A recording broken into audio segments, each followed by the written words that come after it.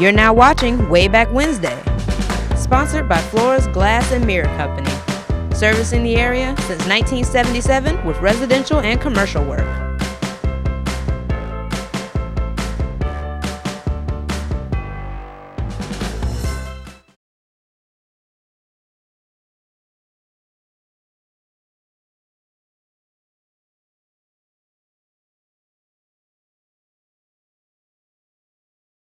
Welcome, folks, to another episode of Wayback Wednesday. I'm your host, Randy Adcock. So glad you could join us tonight. Before we get into the pictures, I want to extend a happy birthday greeting to one of our viewers, Harold Winstead. I won't tell you how old Harold is, but he's about 20 years older than I am, and I'm almost 63. So anyway, happy birthday, Harold. Hope it's been a great day for you. We're going to start tonight's show off with some ads. I stumbled across some really neat ads tonight. If you remember, a couple of weeks ago, we talked about another photographer who worked for the Telegram named Larry Tucker. And I had intended to do some research on Mr. Tucker for the night show, and I honestly just didn't have a chance to do that. But I thought about another photographer that we've talked about many times on this show, and that was Bugs Behringer. And so just out of curiosity, I did a search in that newspapers.com website for Bugs Behringer photographs, and lo and behold, I found a ton, and I didn't realize how far back Bugs Behringer photography went with the Rocky Mountain Telegram. I found pictures back in the early 1940s, in fact. So, you know, granted, going back that far, the quality of the pictures is not real good, but I found some in the 50s and 60s too. We'll get to those in a few minutes. But I thought we'd start off tonight with some of these ads that I ran across. Some really neat ads going back to the early 1940s. And I stumbled across all of these tonight while I was trying to find some pictures that were taken by Bugs Behringer. So without further ado, Lee, let's go ahead and jump into picture number one. This was an ad from 1941, December of 1941, that appeared in the Rocky Mountain Telegram for a company called Worsley Brooks Company. It was at, I think it was 113 South Main Street. Can't say I remember this place. It was obviously a clothing shop, and kind of a simple ad, but then again, in 1941, most ads were quite simple. Saw very few photographs in ads. Most of them were sketches or drawings and so forth. But this just jumped out at me. As I said, Worsley Brooks Company was one I had not ran across before. I'm not sure how long it was in business or when it started, but in 1941, it was located at, I think that says 113 South Main Street. A little blurry, and again, as you go back beyond, say, 1965 or so, from that point going forward into the 70s and, of course, 80s, 90s, and so forth, the quality of the pictures and advertisements in the Telegram are really quite well. But when you start going back the other way, back in the 40s and 50s particularly, quality gets a little grainy, and the artwork is not as crisp and clean. And in all fairness to the photographers, it's not the photography work, it's the age of the paper itself, and the fact that they've been in storage for so long. These have been digitized, obviously, but still, you know, there's a little bit of graininess to most of these pictures we're going to show tonight, and I apologize ahead of time for that. But again, this is Worsley Brooks clothing store, Main Street, 1941. Okay, Lee, this next picture tugged at my heartstring for sure. Also from 1940, this is April 1941. I never knew Dillon Supply Company sold tractors, but the Alice Chalmers tractor in particular is one that I'm very fond of because that's what my grandfather used for many years. If you watch the show regularly, you know I've talked about the old Alice Chalmers B model that my grandfather used. Bob Merritt has told me a couple of times about how particular my grandfather was about that tractor, how he would wash it and wax it when he got through using it out in the fields and so forth. And I've got a cousin now who's still got that old tractor. It never belonged to my grandfather, ironically. My grandfather was a tenant farmer, and so he farmed the land, and the man who owned the farm bought the tractor, but my grandfather looked after it as if it were his own. And so years after he passed away, one of my cousins was able to acquire the old Alice Chalmers tractor, and he's got it to this day. But this was an ad that appeared, as I said, April 1941, and you notice the 4-digit phone number there, phone number 1716, or visit the showroom, and they were located, of course, down on South Washington Street. where they still are today. It doesn't have an address here, but I'm pretty sure they were still in that same location even back then. But I just didn't realize that Dillon Supply Company used to sell Alice Chalmers tractors, or for that matter, any farm equipment. Apparently they had a pretty brisk business with farm implementation and equipment. Okay, this next ad just kind of made me chuckle, and I thought it'd be neat to share. It appeared on April the 1st of 1941. And as you can see there, it appears to be a plane on top of the water tower. And this is, by the way, the water tower over on Marigold Street by the post office. That was George Street over there. And it was, of course, an April Fool's joke. There was no airplane that landed on top of the tower, nor one that crashed on the tower. But in 1941, if you remember from a week or so ago, we had a caller call in and mentioned that they had raised this tower. And I rode by, had a chance to get by there last week, actually after last week's show, and you can very vividly tell where there's a different structure on the legs of the tower, if you will, where they added some 25 or 30 feet, I guess it was, and raised the tower up. This was in 1941 here, so sometime after 1941 that water tower was raised, but this picture was, of course, prior to that. And so just a neat picture. When I first saw it, I thought I never heard anything about a plane crashing into the water tower. But as I said, this appeared as an April Fool's joke on April 1st, 1941. And it was some handy artwork done by somebody in the art department of the Telegram. And this picture made it into the paper. So there you go. Okay, this next picture is from 1950. But there you go. I'll read the cat here. It says, persons living along Marigold Street were amazed this morning to see a small airplane on top of the large water tank in that section. Reporters were unable to ascertain how the plane got on top of the tank or who was in it. It was learned from a reliable source that the plane hit the tank at 1 minute after midnight. Police were investigating the crash this afternoon. At press time, one police officer who refused to give his name said that he had heard that the plane was piloted by, and it's kind of looks like Lou Lurps, a Swedish flyer, excuse me. It was thought at one time during the day that the plane carried explosives, but police scoffed at the suggestion. Exclusive telegram artwork by George Gamel and photo by Behringer. And so, again, you can see the legs are at the bottom of the tower.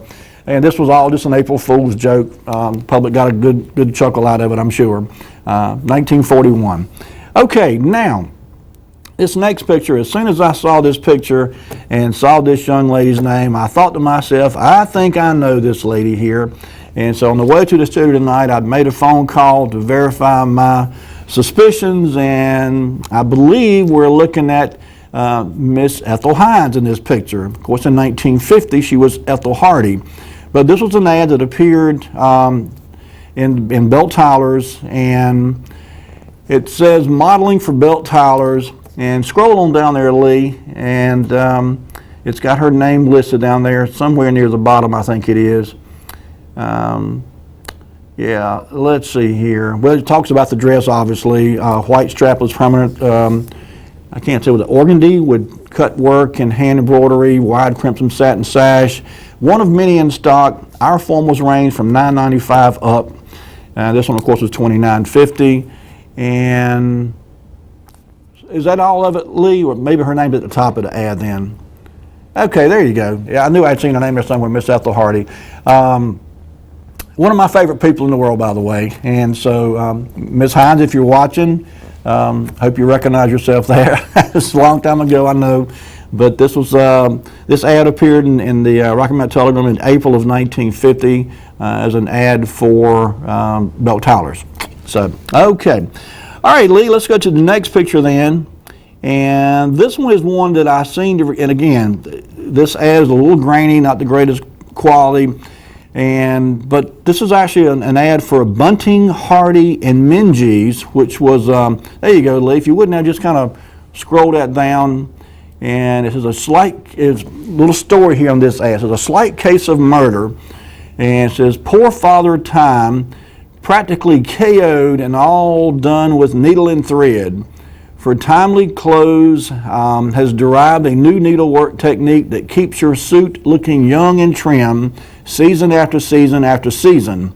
Balanced tailoring, it's called, because it blends fabric handiwork with sturdy machine stitching, each where it serves best. That's why the Grim Reaper gets nowhere with your timely clothes. Yes, beloved tailoring makes timely clothes look better longer.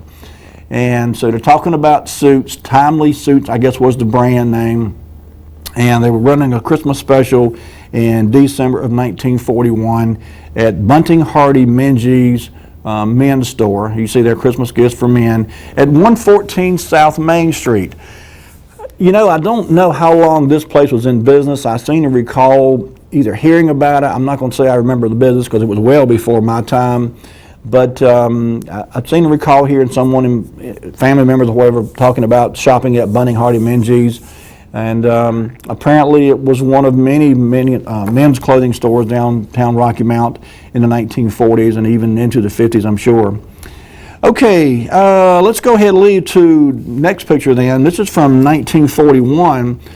Earlier we showed you a picture of Alice Chalmers tractor that was sold over at the old Dillon Supply Company. This caught my eye because this was a John Deere tractor advertisement at the J.S. Gorham Company. And I'm not 100% positive, but I believe that was the same J.S. Gorham that was at least partners or owners of the May and Gorham drugstore. And so I'm not sure exactly where. At least if you would scroll down to the bottom of this ad and let's see if we can see a street address, because I'm not exactly sure. There you go. Just below where it says J.S. Gorham Hardware Company is an address there, I believe. There you go. 239 and 241 Tarboro Street. So it's in that same general area down there where the May and Gorham drugstore would be. I'm not sure, again, when this place or how long it was in existence. This ad dates from 1941, April of 41. But I just thought it was neat that the same folks who ran a drugstore also sold farm equipment, farm implements, and in this case, tractors. So just a little neat quirk. And you know, we've run across this several times in past shows where companies would sell a variety of different wares, everything from household appliances to tires and farm implements, and just even things like food and staples and clothing and so forth. So it was not terribly uncommon to see this kind of broad spectrum of merchandise being sold, but I just thought it was kind of odd that the drugstore people also sold tractors. All right, Lee, let's go ahead then to the next picture. This is from 1966, and I had to stop and think about this next ad for a minute because when it mentioned the Nello Tier Rock Quarry, that's what this ad is talking about, my mind immediately jumped out to Highway 97 out there with a rock quarry out there. And then I remember, wait a minute, there is a rock quarry. I always thought about it as being on Old Mill Road, but the Nello Tier Rock Quarry actually was there in between Old Mill Road and 301. And in fact, there was entrance to it from 301 at one point. I remember the entrance going into it from the Old Mill Road because that's where me and two of my young friends got into the rock quarry one day and got caught in there. Not supposed to be in there, obviously. By that time, the rock quarry itself had ceased to be operating, and in fact, it began filling up with water. Now, of course, it is full of water. But this would have been back in the 1960s. But myself and a couple of buddies rode our bikes, snuck in, if you would, from the entrance on Old Mill Road, and actually climbed down the side of the walls of the rock quarry to get to the water level to see if there were fish in there, because we had planned to go fishing in there. And lo and behold, we did spot some really nice sized fish. And then we looked up and saw one of the employees who was tasked with just kind of keep an eye on the place. As I said, the mining had long since been over with. When it began filling with water, they ceased mining operations. But we scurried like mice and took off running and got away before we got caught. Looking back, it was a foolish thing to do. All of us could have been seriously injured, obviously. But this was an ad that appeared in 1966 And Lee, if you would, scroll down. We just kind of take a peek at this is a gentleman holding some crushed rock, obviously. But it says the Rocky Mount Quarry, one of the city's greatest natural resources. And it says the Rocky Mount Quarry, in operation for 8 years, has affected the lives of all of us in ways you might not realize. One way, $50,000 annual tax savings to the city of Rocky Mount. That's because material for paving municipal streets and sidewalks is locally available. Because of the advantageous price of Rocky Mount Quarry materials, every person who has built a house or a place of business here since 1958 has also shared in the cost savings benefits. And the quarry's payroll and purchases add another $1 million a year to the Rocky Mount and Nash County economy. Over on the right-hand side is a breakdown there. Their payroll, and keep in mind, this is 1966, so they had a payroll of $155,000 in 1966. That's pretty impressive. And they spent $24,000 in gas and fuel oil. They spent $25,000 in supplies and miscellaneous. I mean, you can see the total down there is well over $500,000 that was spent in Rocky Mount by the rock quarry being out there. And so, of course, in later years, as I said, this quarry ceased to be in operation, and they moved operation out there on Highway 97 east of Rocky Mount. And I think it's since been sold, and there's another quarry on Halifax Road north of Dorchester out here. And I think Wake Stone actually owns that one now, and I'm not sure if they also own the one on 97 or not. But this was a big business. And, you know, you think about all the gravel that was used in construction and paving roads and so forth. And for Rocky Mount to be able to quarry all this stonework right here locally did indeed save the city and this area of the state a lot of money over the years that these quarries have been in operation. So, okay, Lee, I tell you what, bring it back to me. This is a good time to take our first commercial break. When we come back from the break, we're going to talk about a legendary sports figure who's not from Rocky Mount, but he came to Rocky Mount for a visit in 1950 and got all the young ladies all excited, and you'll see why in a minute. But anyway, folks, we're going to take a quick break. Hang around for words from our sponsors. We'll be right back with more Wayback Wednesday.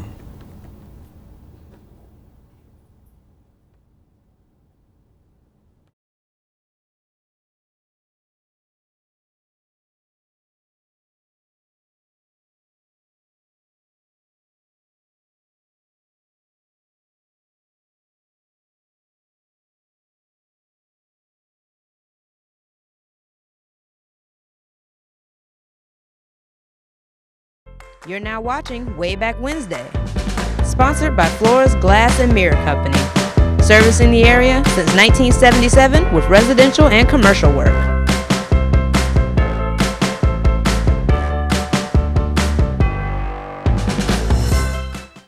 I'm Daniel Moss, owner of Cornerstone Funeral Home, and I'd like to invite you and your family to give our family an opportunity to serve you in your time of need.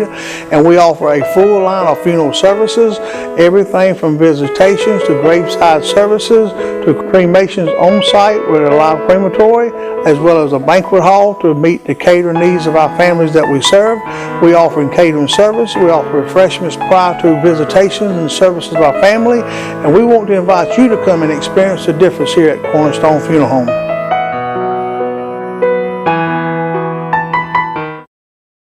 When faced with special care needs for elderly or disabled loved ones, families want compassionate, comforting care. That's Tender Touch Home Care Services' goal, providing the level of care we would expect for our own. With over 10 years of home care excellence, Tender Touch provides an array of services that keeps your loved one at home. From personal care, light housekeeping, errands, and meal preparation, to our private duty care program, which combines all of our home care offerings in one package.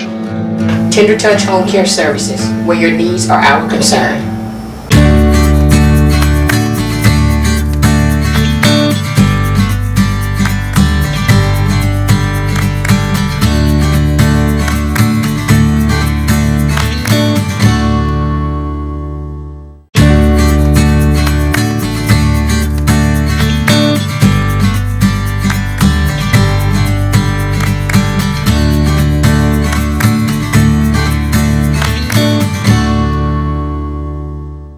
You're now watching Wayback Wednesday, sponsored by Flores Glass and Mirror Company, servicing the area since 1977 with residential and commercial work. And we're back. Folks, we're just tuning in. You're watching Wayback Wednesday. I'm Randy Adcock. So glad you could be with us tonight. Before the break, I made a mention about a celebrity, if you will, who came to Rocky Mount for a visit in 1950. And I can't say I ever met this gentleman, don't know him, but I heard about him. And any Carolina sports fan will know who Charlie Choo Choo Justice is. And Mr. Justice made a visit to Rocky Mount in 1950. And, you know, I knew about his credits on the sporting field, and the man was actually very, very well known in circles beyond North Carolina for his ability on the sports field. But what I didn't know about him was that he was somewhat of a ladies' man and a celebrity, particularly amongst the young ladies. And so when he came to Rocky Mount for a visit, it was part of a Belt Tyler's promotion, I think is what I read. But in February of 1950, Choo Choo came to Rocky Mount and got everybody all in a flutter. So if we Lee, let's go to the next picture here. And this is Charlie Choo Choo Justice visiting Rocky Mount in 1950. And I think this, here you go. It says Miss Barbara, if you could zoom in a little bit of that, at least so we can read that caption. It's a little bit blurry, I know. I don't think I've ever seen a picture of Choo Choo Justice out of uniform, but he was a handsome-looking fella, and as I said, the ladies seem to be enamored with him.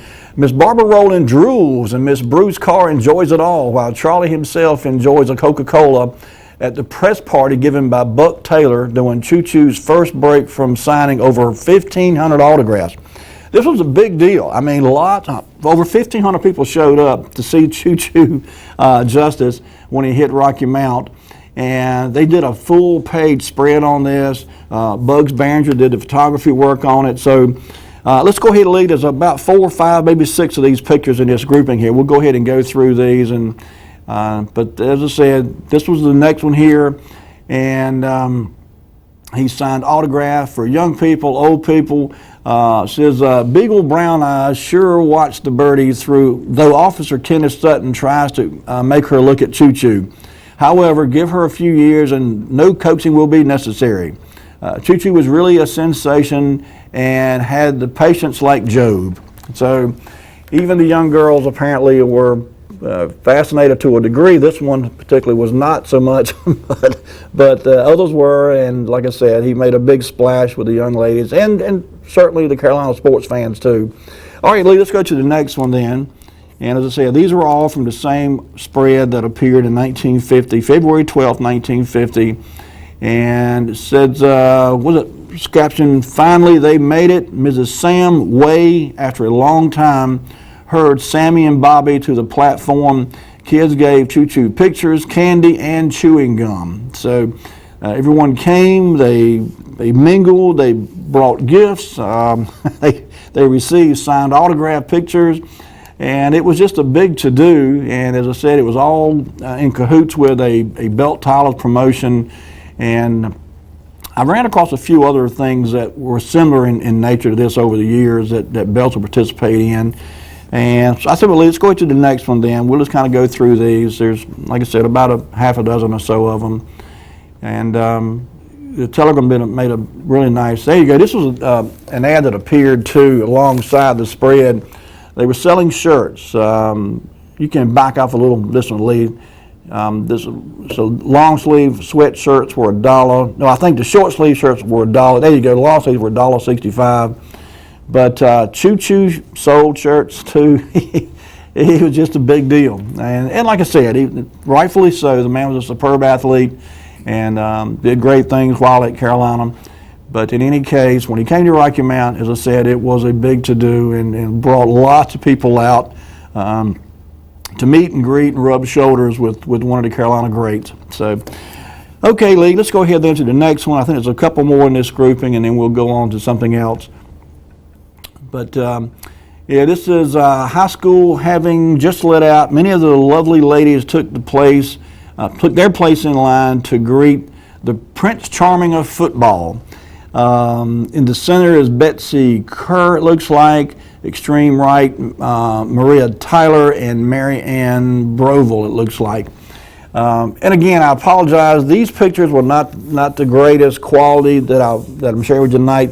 And it wasn't because Bugs Behringer was not a phenomenal photographer, because he was. These pictures were in the Telegram, and what we're looking at here is just a screen capture, if you will, from the newspapers.com website that I have been going to frequently here lately, and just pulling these pictures off the website. And so the originals, I'm sure, were great quality pictures. I've seen some of these, in fact, the originals, I should say, not of these particular pictures, but some of the originals that Bugs Behringer took. And his picture quality was absolutely stunning. But sometimes when you go through the process of getting these things in a newspaper print and then they get saved several times over, they do lose some quality of, and clarity in the process. So, all right, Lee, I think there might be one more in this grouping. Or was that the last one? There you go. It says amazingly available there. Oh, geez. What does that say, Lee? I can't even read that bottom line. It's a little blurry there for me.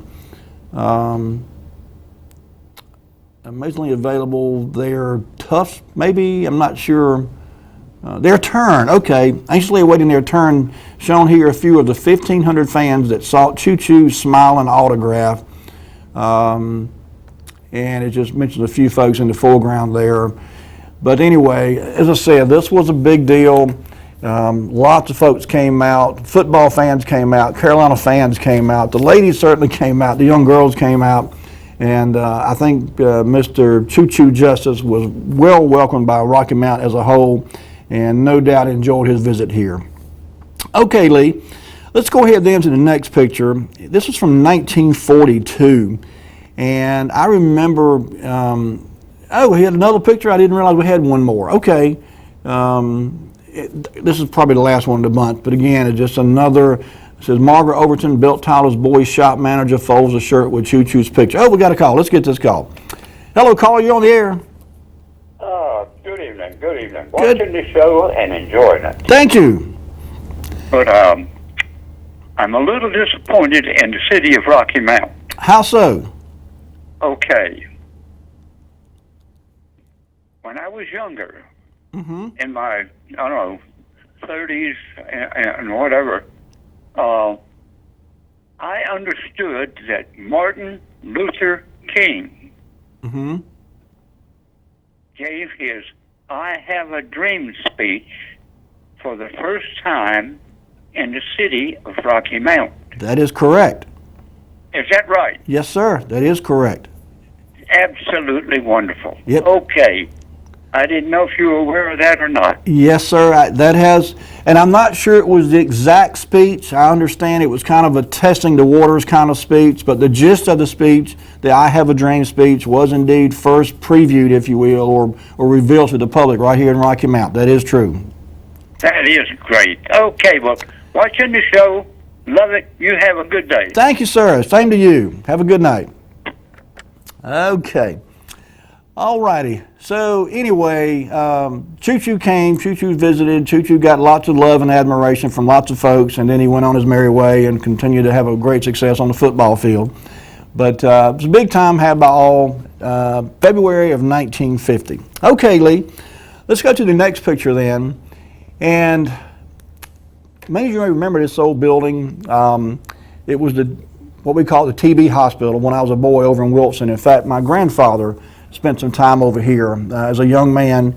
And in 1942, this building was dedicated. This actual article appeared September of 1942.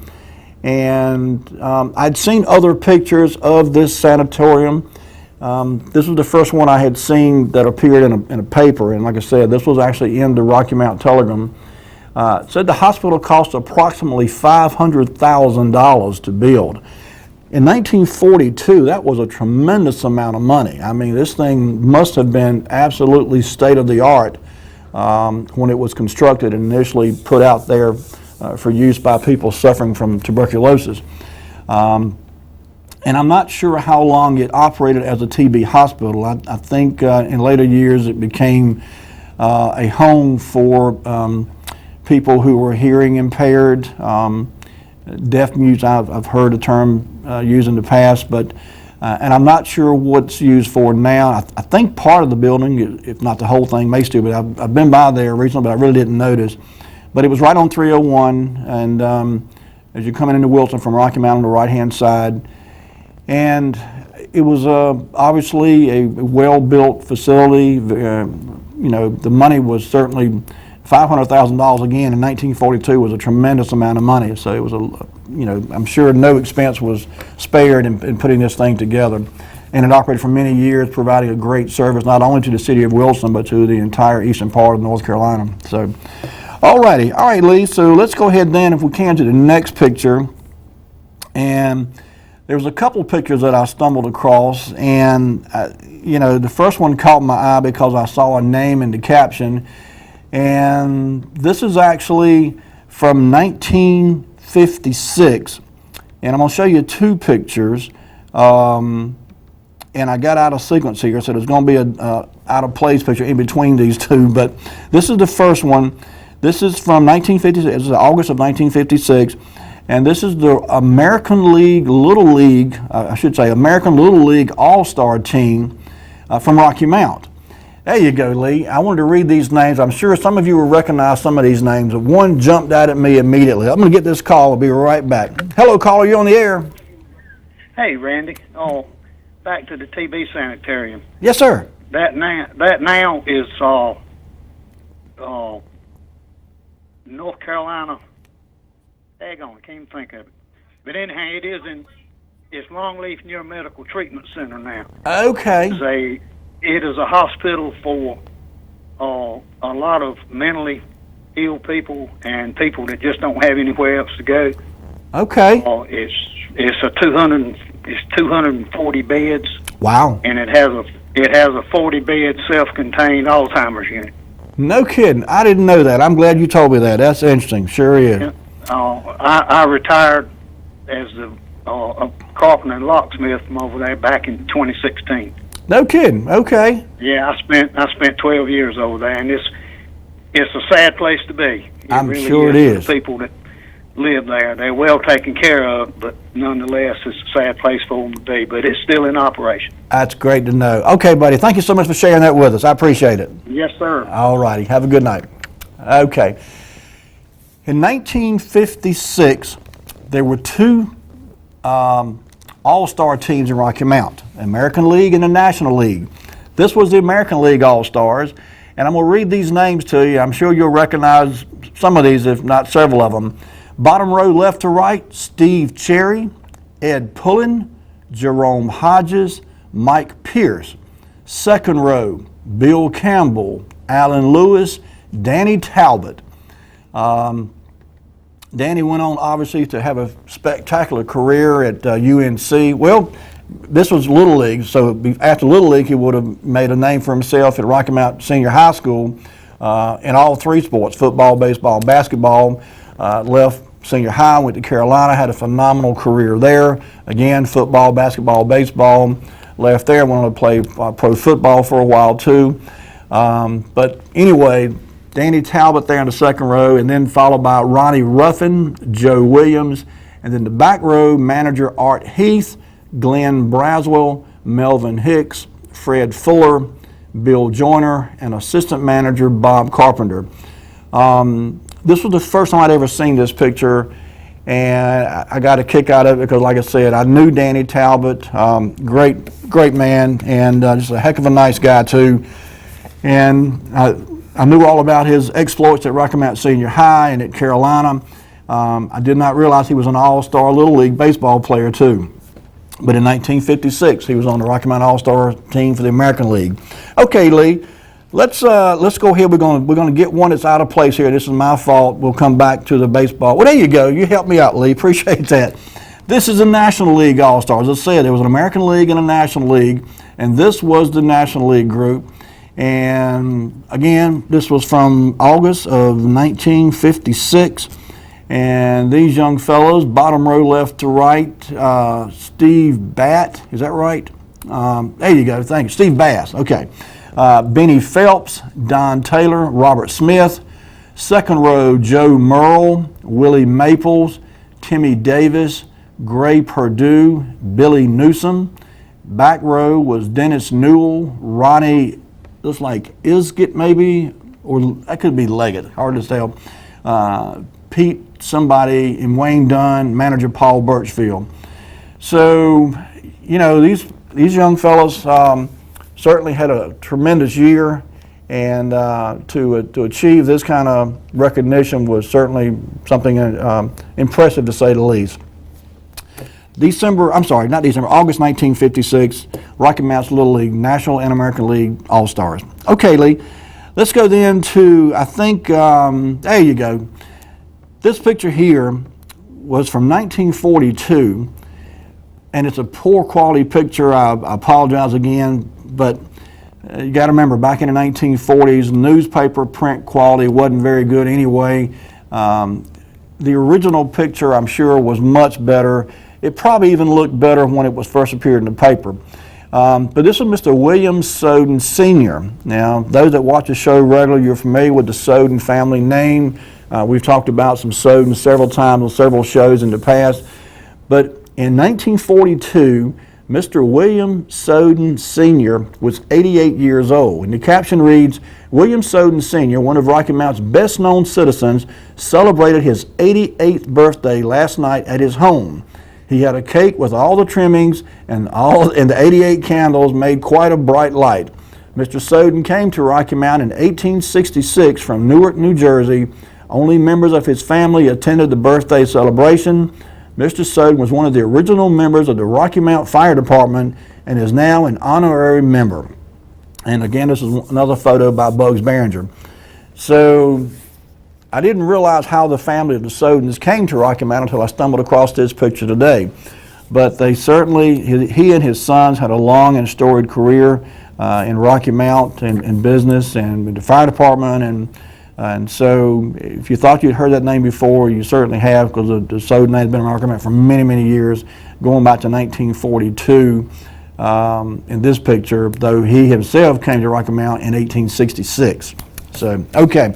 All right, Lee, let's tell you what, this is a great time to take our next commercial break. So bring it back to me. We've got some more pictures to share with you folks. We've got some more neat things to share with you. We've got a few pictures we didn't get to last week, so I tagged them onto this week's picture list. We'll get to those too when we come back from the break. So if you got to get yourself a little snacky poo or bathroom break, take care of a little business right now. We'll be right back with more Wayback Wednesday.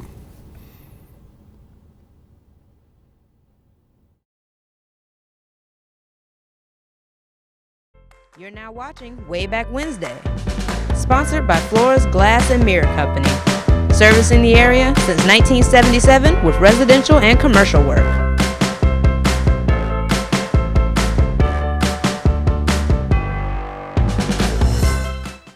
I'm Daniel Moss, owner of Cornerstone Funeral Home, and I'd like to invite you and your family to give our family an opportunity to serve you in your time of need. And we offer a full line of funeral services, everything from visitations to graveside services to cremations on site with a live crematory, as well as a banquet hall to meet the catering needs of our families that we serve. We offer catering service. We offer refreshments prior to visitations and services of our family. And we want to invite you to come and experience the difference here at Cornerstone Funeral Home.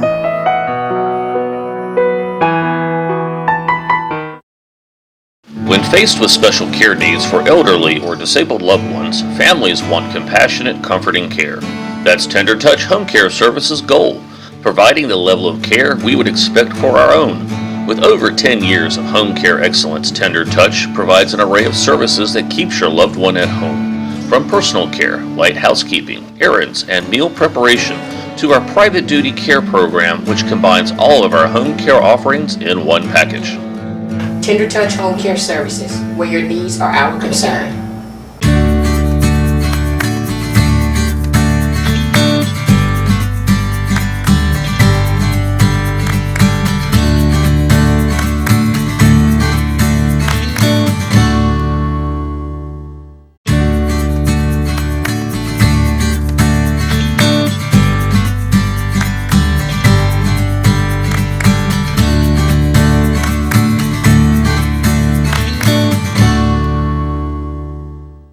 You're now watching Wayback Wednesday, sponsored by Flores Glass and Mirror Company, servicing the area since 1977 with residential and commercial work. And we're back.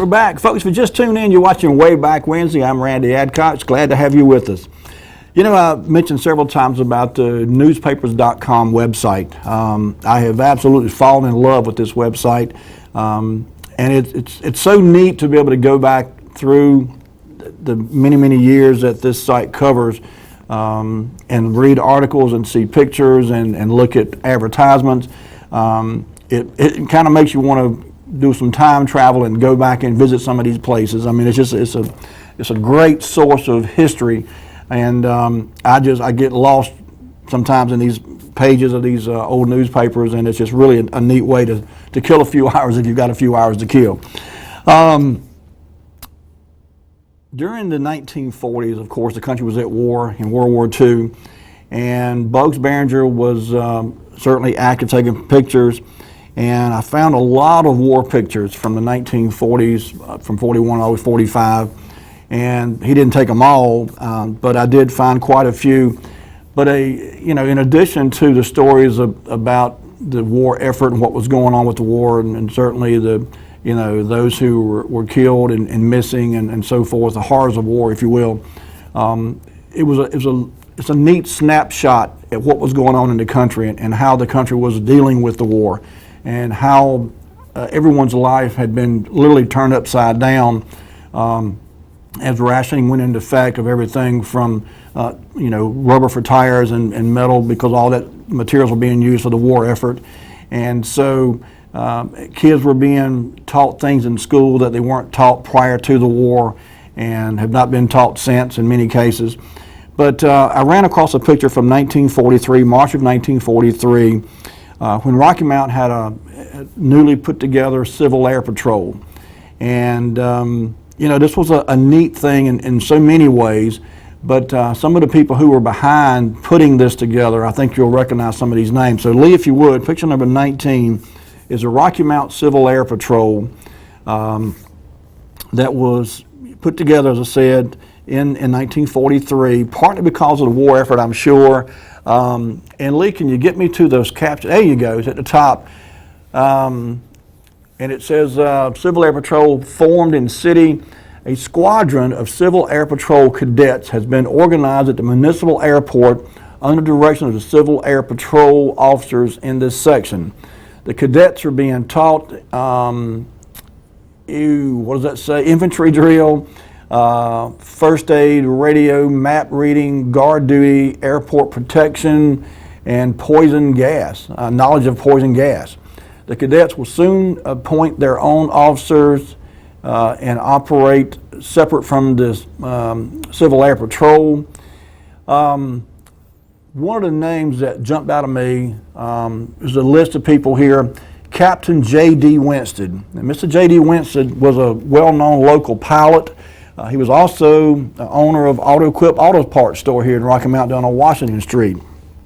And so there are some other names here too. Some of you may recognize Bob Chadwick, Hillman Bass, Edgar Orr, Don Harris, Wiley Parker, John Popkin,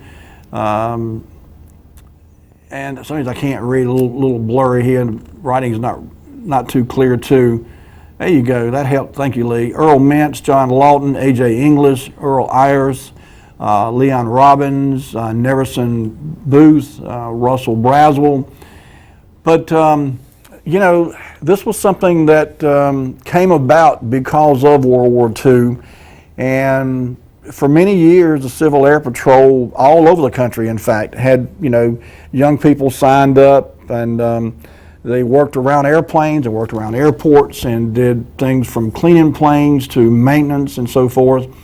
And a lot of young people got their start and interest in flying because of the Civil Air Patrol.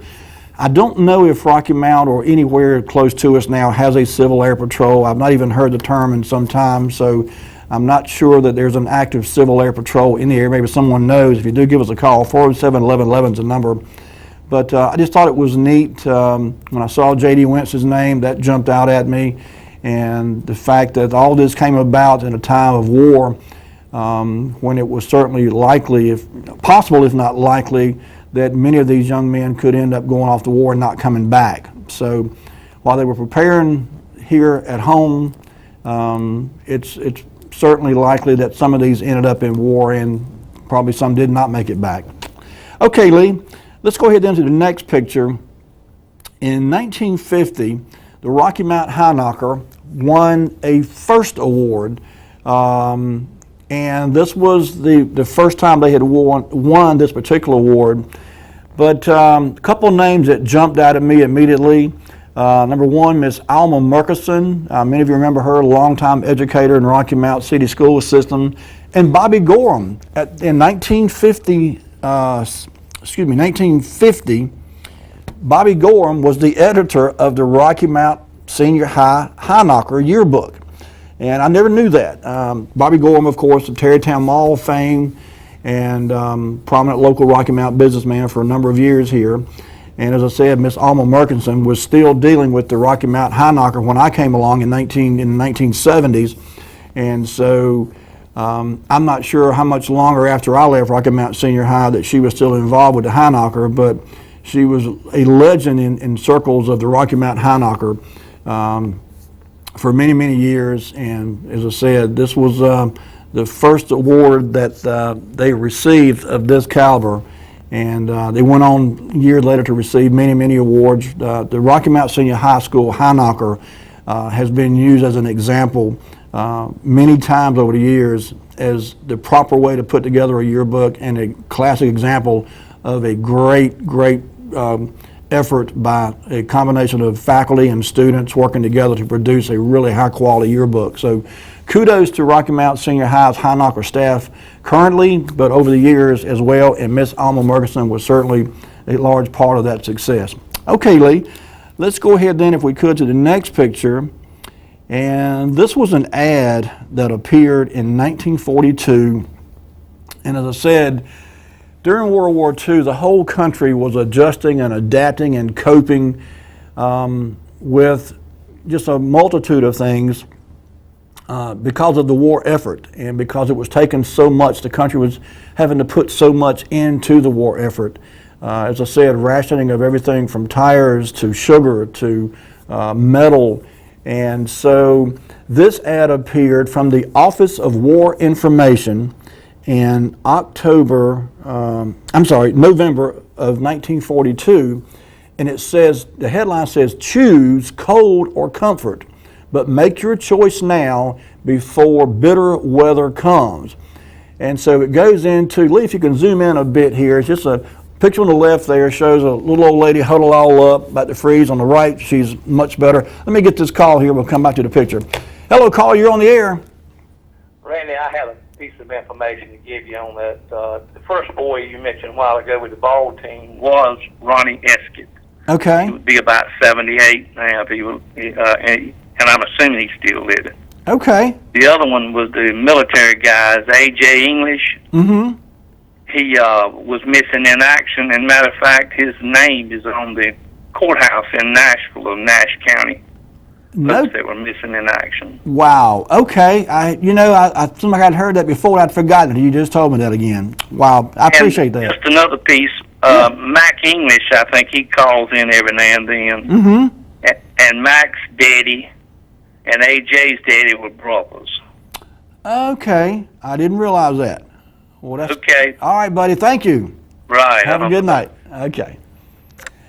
Okay. Yeah. This picture here shows obviously the left-hand side. The little old lady is about to freeze. She's bundled up in a blanket. I guess her daughter there is comforting her, and the little lady on the right sings in short sleeves there, no blanket. They're both smiling.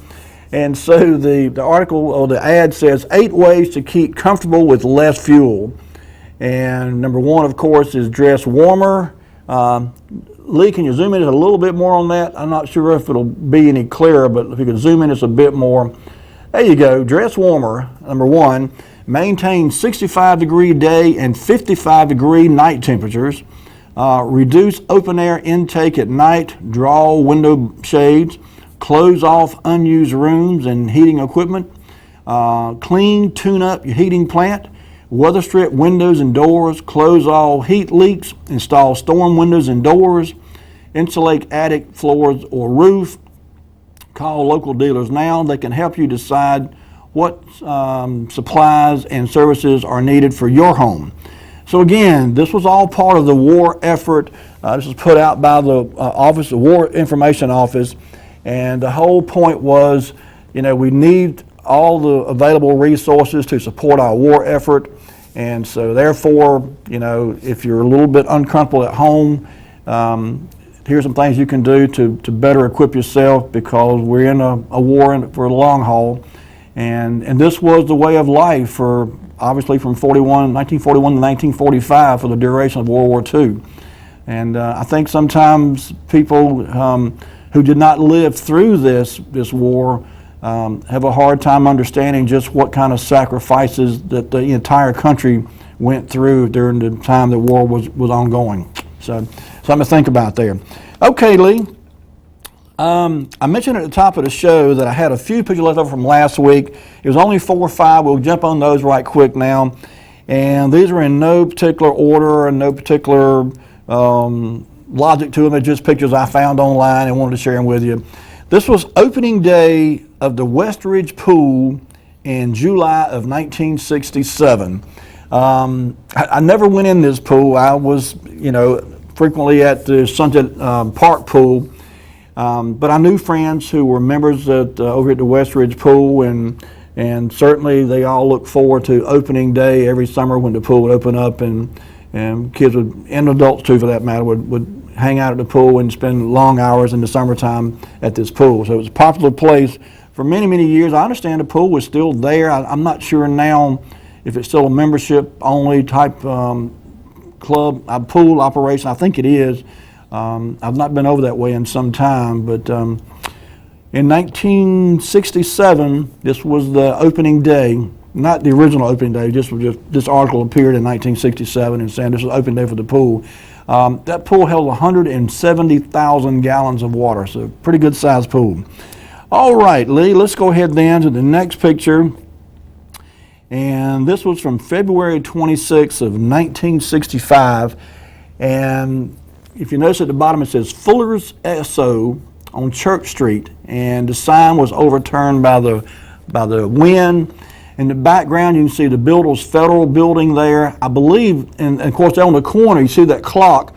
That was the sales lot for Chipley Lincoln Mercury, around the corner there from the Center Theater.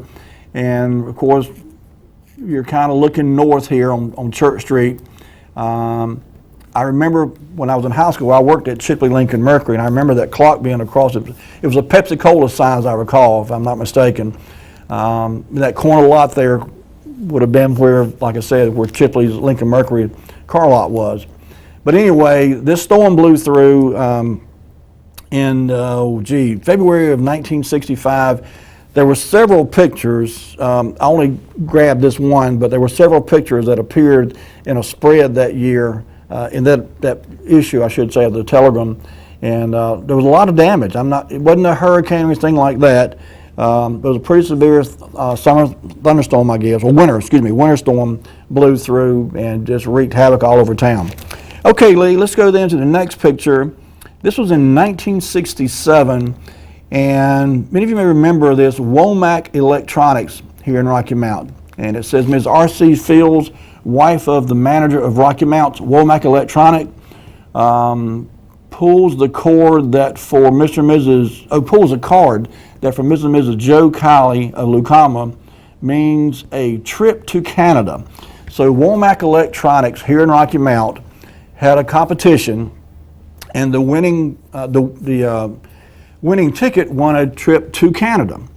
I remember Womack being in Rocky Mount. They also had a Wilson office, as I recall. At the moment, I'm drawing a blank as to where they were in Rocky Mount, but I know the one over in Wilson was there, I think, if I'm not mistaken anyway, I think it was there longer than the one in Rocky Mount. I think the one in Rocky Mount closed up first, and in later years the one in Wilson closed up too. But anyway, Womack Electronics, 1967. All right, Lee, I think we've got time for the last two here.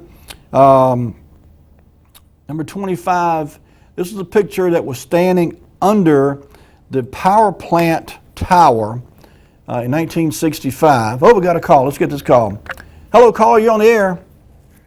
It was located on Arlington Street, right behind where Arlington Terrace was located. There you go. There you go. And J.D. Leggett built the building, and believe it or not, I did all the ductwork in it. Did you really? Now, wasn't Tommy Mears in there for a while too? Or was that a different building? No, that was beside of him. Okay. I know what you're talking about then. Gotcha. Yeah, right. Matter of fact, they're doing some work down there right now. Are they really? Okay. Yeah. Good deal. Might be tearing it down. I don't know.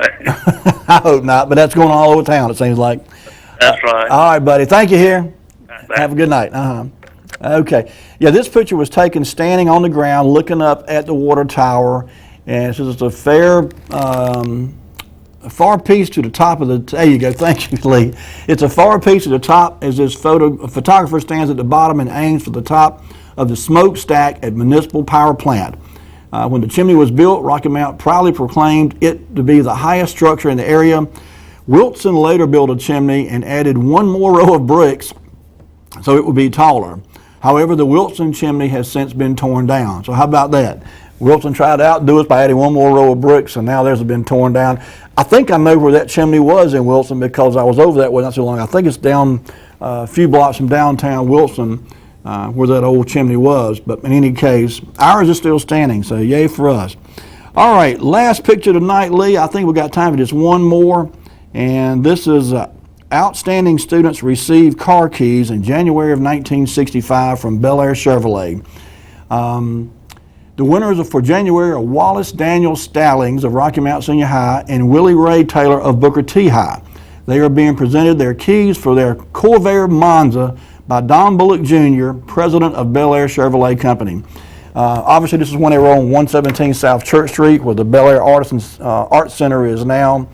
I don't recall hearing whether this was a car that was permanently theirs or just one they could use for the duration of their senior year at high school. But this was a neat thing that Bel Air Chevrolet did back then. One for obviously the white high school and one for the black high school. But each winner of the respective high schools got a set of keys to a Corvair Monza. Wish I had one today. Okay. Lee, bring it back to me. Folks, that's going to do it for us tonight. We've ran slam out of time. I want to thank everyone who called in and shared your memories with us. It means more than you know. I appreciate all your input each week on the show. It's my pleasure to be with you. Thank you so much for joining us, folks. Have a great week. Take care of yourselves and be kind to each other, folks. We'll see you next week with more Wayback Wednesday. Good night.